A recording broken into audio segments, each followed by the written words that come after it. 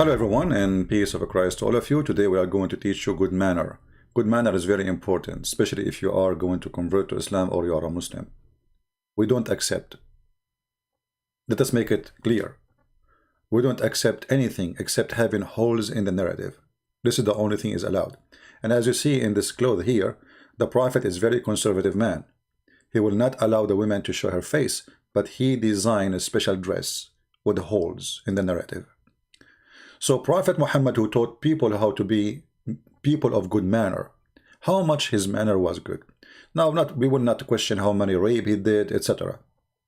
But today, we have Dr. Yasir Qadhi, Dr. Hole in the Narrative, previously, Yasir Qadhi, is going to explain to us how the Prophet, he was practicing his good manner.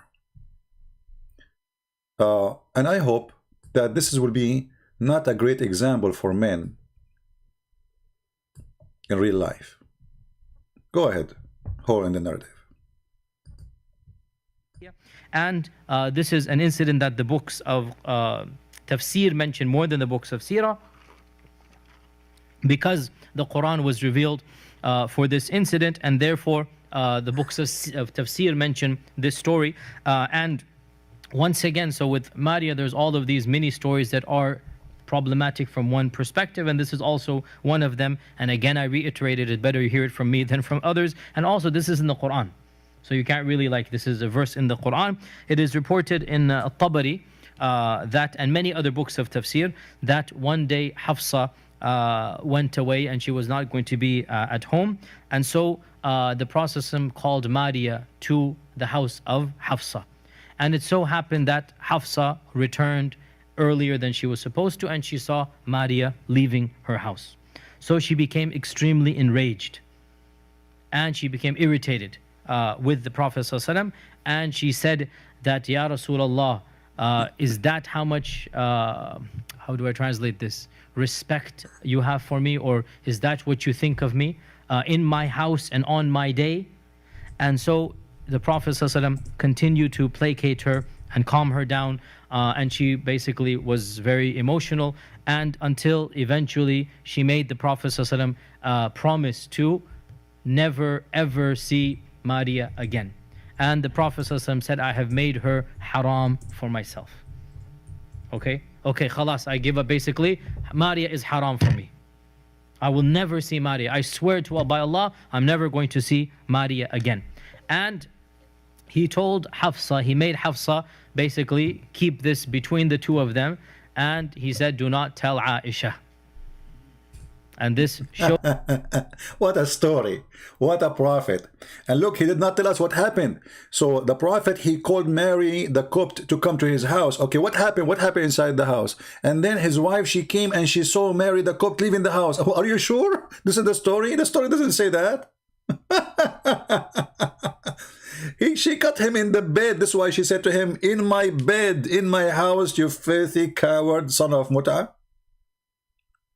And look, they are talking about the best man they have, and that best man, when the wife go away, he called the maid, who is not lawful for him.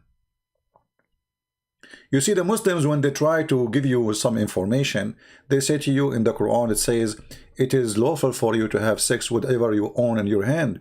But the Quran make it clear, the one you own in your hand is the prisoners of war. Mary the Copt, she is not a prisoner of war. She is a slave who was given to him as a gift. If you go to any verse in the Quran and you can read the interpretation made by Muslims, by the Muhammadan, by all the holes of the narrative doctors, you will see they will say to you that the one you own in your hand are the captive of war. So the Quran make it clear that a captive of war, you can rape them. But there is nowhere in the Quran it says that a woman, she is your slave, not from captive of war, you can rape her, or you can sleep with her, or she is lawful for you. So Islam make it clear that you can rape women who you kidnap them from their husbands, but you cannot rape women who they are just your servants.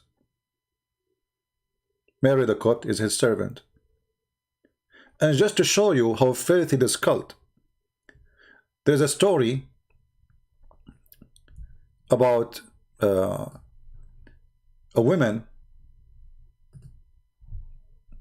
I posted the hadith reference. This is like not only one hadith in the video info. You can click and you can open them.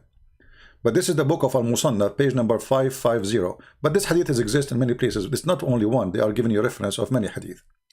About a Muslim woman, she did marry. She marry, not sleep. She wanted to marry, not to sleep with the guy. Remember, with a slave she owned. The Caliphate Umar, he did beat the hell of her, and he killed her, according to some reference. وَأَقَامَ عَلَيْهَا الْحَدِّ. Some they say because she is single, he did only give her 100 whip. So look at this filthy. I'm going to click translate to English. Let's see how we translate. I think we have to click here. All right. So look how filthy this religion is. Muhammad, he can sleep with the maid who is not a slave, and she is not married to him. A woman, a Muslim woman, she cannot sleep with her slave even if she is going to marry him. And actually she cannot marry a slave. Do you see how filthy this cult is? And there is some people, they believe that, you know, the Muslim told them that Islam make people equal. Abu Bakr told us that Muhammad, etc., blah, blah, blah, blah, from, okay? That a woman, she have servant get married from her. And it was said to her, this is a translation in Google, as you know, and said, you know, I mean, translation is very horrible here. And she said, well, you know, isn't it the Quran says it is lawful for you to have relationship with your hand own processed, or, you know, the one you own them by your hand? They took her to the Caliphate, Umar, and Umar, he said to her, how you do that? Who allow you to do that? And as a result of this, he did beat her 100 times. You cannot do that. A man, he can sleep with his slave. This woman, she is not even sleeping with the slave. She married the slave. Yet she cannot do that.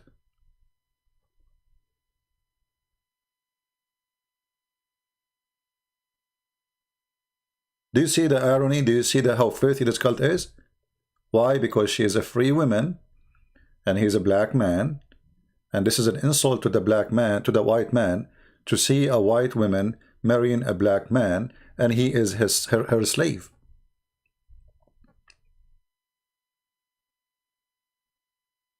Now the translation here is not too much good, so I'm going to go to the Arabic page. It says here, عن بكر from Bakr, it says, تزوجت امرأة عبدها فقيل لها فقالت أليس الله يقول وما ملكت أيمانكم فهذا يملك يميني. Isn't it Allah, she said to him, okay, I marry a slave, but isn't it Allah, he says, and it's lawful for you what you own by your hand? And here they say, and she married him without a proof that this is true. And then, you know, they ask her, how you do that? She said, well, I am thayyib, which means she is not virgin, you know, she have a previous relationship or marriage, and I have decided to marry this guy. So they took her to Umar, the Caliphate, and then people, they gather like maybe hundreds or thousands, and they ask him to judge on her.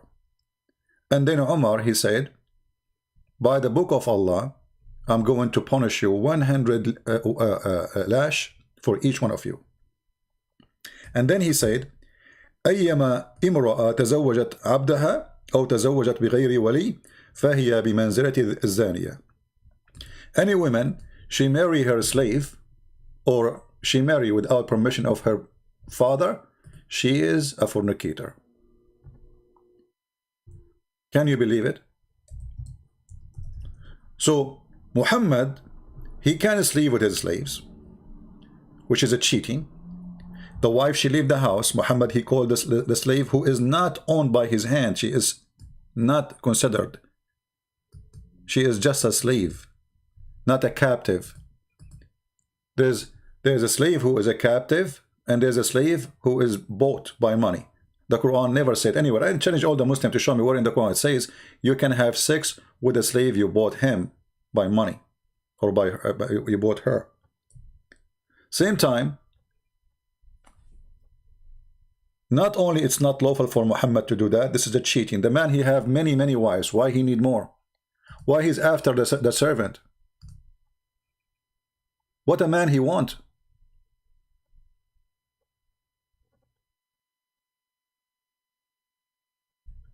I took this part here, the one I copy in the screen, and I took it to Google Translation. You can do the same. You know, this is the page, it's in the info.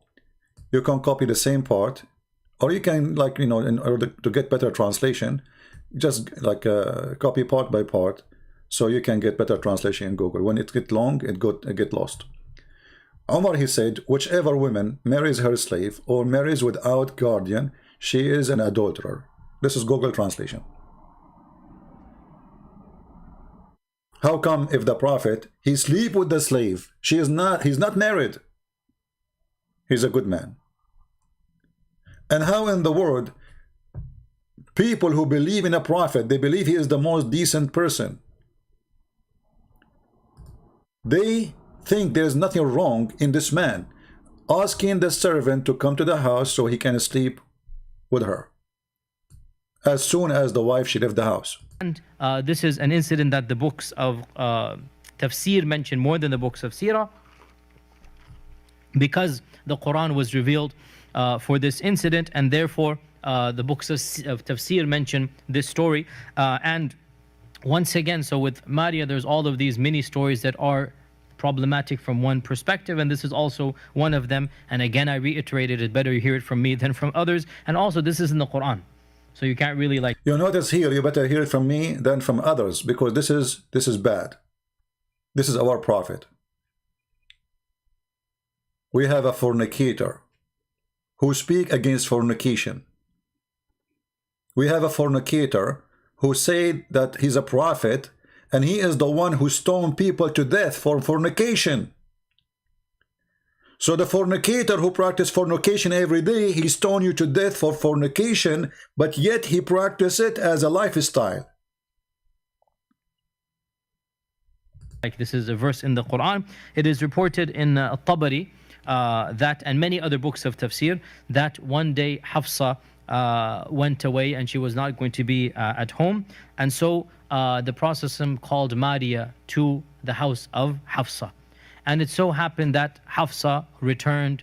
It so happened, Hafsa, how dare you? I mean, he did not, you know, I mean, wait until he, you know, she's done and she go. And you see here, the coward, he did not say what happened. I mean, okay, she called her to the house to do what? To clean the house, to make coffee. They are ashamed of their Prophet. They are ashamed of the story. And now he's trying to cover the story because it's there anyway. We are talking about it. He's not saying, he said, you know, you better hear it from me. They heard it from us before you, you coward. We force you to talk about it. The same as the holes of the narrative.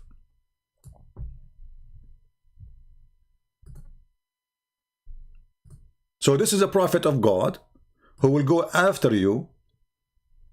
He will kill you if you do fornication. But he is the biggest fornicator ever. His name is the Fornication Prophet, and we were in short video with Mr. Dr. Holes in the Narrative. Previously name was Yasir Qadhi. Thank you very much for joining us. Please download the video and share it. And for those who are asking about taking calls from Muslims, we did not stop taking calls from Muslims. You have a wrong idea. We said if a Muslim willing to debate us, I will take him anytime. All right? Anytime. We don't stop taking calls from Muslims. Just find me, Holes in the Narative Doctor, and I will take his call anytime. Deal? We did not stop taking calls, but I don't want to waste my time just speaking to kids. At least when we speak, I want somebody he knew what he's talking about. All right. So get me a hole in the narrative doctor.